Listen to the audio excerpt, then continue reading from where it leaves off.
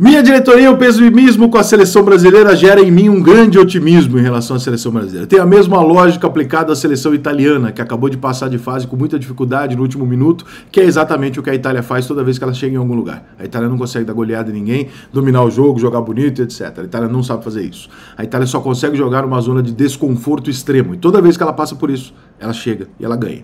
Se a Itália fosse favorita contra a Inglaterra, ela não tinha ganhado. Ela ganhou a Eurocopa anterior porque ela não era favorita. E o Brasil vive um momento, já há muito tempo, desde 1970 talvez, o Brasil vive um momento onde ele não sabe lidar com o favoritismo. Você não consegue dizer para um brasileiro, isso é uma fragilidade emocional do Brasil como povo, você não consegue dizer para o brasileiro que ele é favorito e que ele tem a obrigação de fazer algo. Ele não consegue fazer. Por outro lado, toda vez que você diz para o brasileiro que ele não vai conseguir, ele consegue. E isso, o maior reflexo disso é a seleção brasileira. Sempre que a seleção brasileira foi colocada em dúvida, a seleção brasileira respondeu. Sempre. E sempre que a seleção brasileira foi colocada como grande favorita, ela se fudeu. O Brasil chegou na Copa América e, obviamente, todo mundo olhou e falou assim, porra, depois de 6 anos com o Tite, ganhando tudo na América do Sul, passando rodo no eliminatório, caralho, a gente perdeu uma Copa do Mundo lá pouco, um gol contra, outra uma cagada do caralho nos pênaltis, porra, que merda, cacete, mas o Brasil sempre foi, o Brasil tava forte, bem. Botamos para a Argentina no Maracanã. Perdemos a final. Jogando mais, tomando pontapé, o juiz enfiando a faca na gente. Mas perdemos. Chegamos na Copa do Mundo. Erramos, mas perdemos. Vai fazer o quê? Erramos. Contra a Bélgica. Fizemos gol contra. Erramos. Perdemos. Só que a gente era favorito. Aí, a seleção brasileira tem na sua história momentos em que você fala assim, essa seleção não vai ganhar nada. Dessa seleção aí, sai nada. E eu tô adorando. Eu tô adorando essa condição.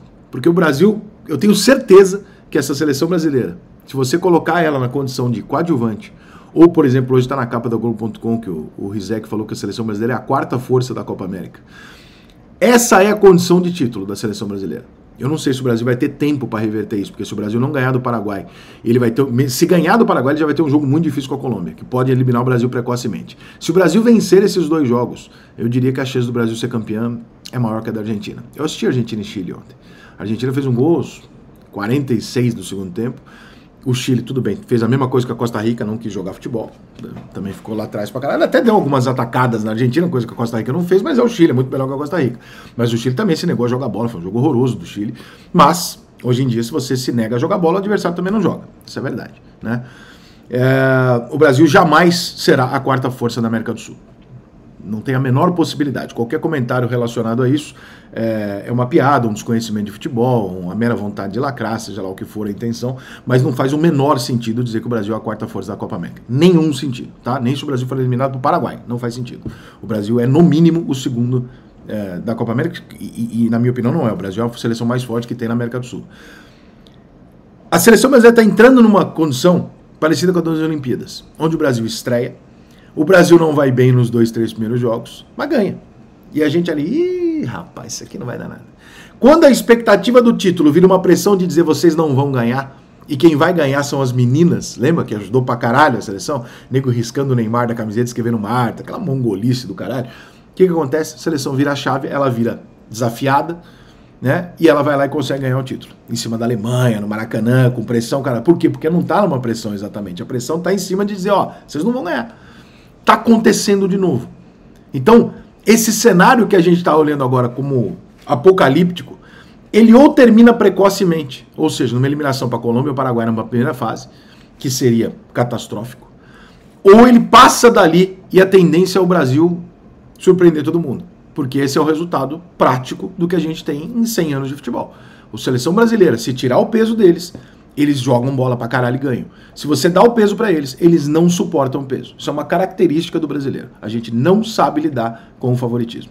A gente não sabe lidar com a obrigação de fazer. E aí pessoas como o Romário se destacam. Por quê? Porque você vê na série do Romário que ele é um cara que fala assim, Romário, mas tá todo mundo esperando de você. Ele, vou fazer 30 gols esse ano. Eu falei, Romário, você tá maluco, você tá prometendo. Vou fazer os 30 gols, caralho. E fazia. Ele é um cara diferente que sabe lidar com o fato de que esperam muito dele, ele confia nele, vai lá e faz. E quando ele não faz, fala, vai tomar no cu. Entendeu? Agora, esse time, essa geração, tá muito longe de ser a geração do Romário. E aquela geração do Romário apanhou pra caralho. Com Ricardo Rocha, Dunga, Mauro Silva, Zinho, homens, adultos. Apanhou pra caralho. E nós só ganhamos a Copa do Mundo porque nós somos até a Copa do Mundo desacreditado. Senão a gente não tinha ganhado.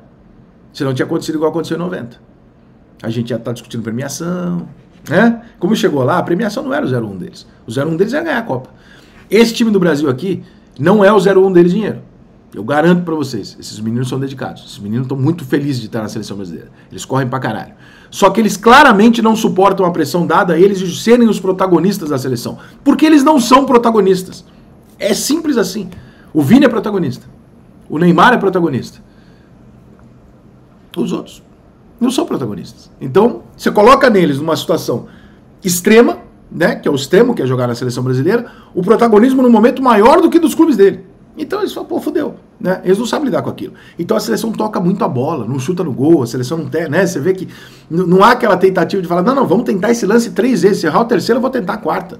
Eu vou tentar até fazer. Não, o Brasil desiste. Se o cara, se o Vini Júnior errar duas tentativas de driblar ali na ponta esquerda, na próxima ele passa. Vai de novo, Vini. O Neymar tentaria as 4. Vai de novo, cara. Tu é o melhor que tem lá. Vai de novo. Tenta de novo. E você só vai tirar esse peso dos caras na medida que você começa a ter essa reação midiática. Uma coisa é todo mundo ficar puto com a derrota, com o empate para Costa Rica. Eu acho que até eles têm que ficar puto. Outra coisa é o Danilo fazer o que ele fez. Que não mostra que o Danilo tá errado em discutir com o torcedor. Porque eu acho que o torcedor tem direito de falar, outro jogador tem direito de responder. Mas naquele momento lá, Danilo, você não tem moral para responder. Você tem que ser o cara que vai baixar a cabeça, ouvir o torcedor e ficar quieto. Porque você acabou de empatar com a Costa Rica, irmão. E com todo respeito ao Danilo, é o Danilo. Não é o Neymar. Não é o Romário. Não é o Zico discutindo com o torcedor. É o Danilo. Então, assim, você não é o cara pra estar ali. Você não é o cara pra ser o capitão do time. Você não pode ser o capitão da seleção brasileira. Não porque você não tem a liderança, mas porque você é só o Danilo. O Danilo é um lateral direito que no Brasil o pessoal mal lembra, assim, mal conhece. Ninguém compra a camisa do Danilo no Brasil. Eu não tô falando que é um mau jogador, não, tá? Eu nem acho que não devia estar lá, devia estar lá, o titular. Mas ele não pode ser o capitão da seleção brasileira e ainda tomar a postura de falar, não, vou discutir com o torcedor. Não, ganha o jogo, depois você discute com o torcedor. Pega a taça e joga na cara do torcedor. Mas antes da taça, você tá fazendo uma cena que o Dunga não fazia. E ele era o Dunga, irmão. Ele jogou muito mais do que você. Então, esse tipo de cenário que coloca esses jogadores numa situação inferior, tira o peso e mexe com eles. Eu tô começando a gostar da reação que isso tá gerando. Pode ser que contra o Paraguai o Brasil não consiga reagir e aí acabou a Copa América. Mas se der tempo do Brasil reagir, a gente pode estar repetindo o roteiro das Olimpíadas. Que é todo mundo começar a falar, por causa do primeiro jogo, falar, se vocês não servem, vocês não aguentam, vocês que quando ganhar no Paraguai, sabe o que vai acontecer? Era só o Paraguai mesmo, vocês são os frouxos, o Ronaldinho Gaúcho tinha razão na propaganda da Rexona, e aí vem o outro jogo com a Colômbia, e aí o Brasil ganha de novo, fala, mas também é a Colômbia, quem é a Colômbia? A gente sabe como é que é. O pessoal vai querer manter a opinião, até a hora que o Brasil vai chegar e vai ganhar a Copa América, da Argentina. Aí todo mundo vai falar, esses caras são foda. E aí fudeu porque a gente vai perder a Copa do Mundo. Mas, pelo menos a Copa América, eu tô gostando, cara. Eu tô começando a gostar dessa reação de descrédito em cima dos caras. Os jogadores brasileiros costumam reagir a isso. Eles não reagem à pressão de tamo com vocês. Eles não reagem. Eles reagem à desconfiança.